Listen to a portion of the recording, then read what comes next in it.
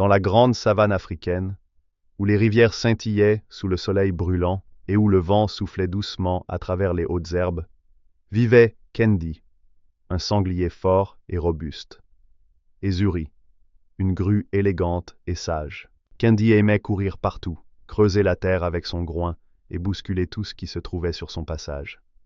Il disait toujours « Je fais ce que je veux, la savane est à moi autant qu'aux autres !» Zuri, elle, aimait la tranquillité.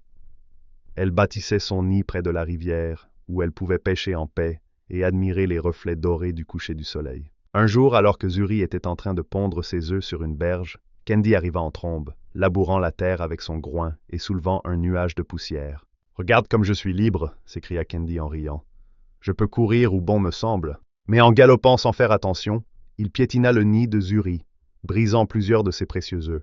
Zuri poussa un cri de détresse. « Kendi, regarde ce que tu as fait !» Le sanglier s'arrêta, surpris. « Oh, ce n'est pas grave. Tu peux pondre d'autres œufs.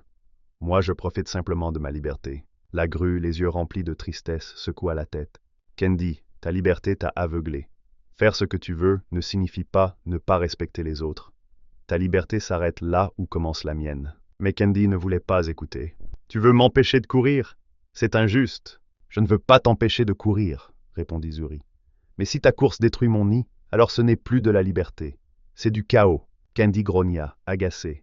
Il s'éloigna, mais les paroles de Zuri tournèrent dans sa tête. Le lendemain, alors qu'il se promenait près d'un lac, il entendit des bruits de combat. Un crocodile et un hippopotame se disputaient violemment. « Cet endroit est à moi !» rugit l'hippopotame. « Et moi je veux y chasser !» siffla le crocodile.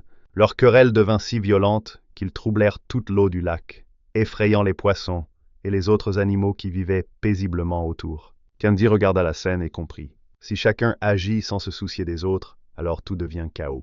Il retourna voir Zuri, honteux. « Je comprends maintenant.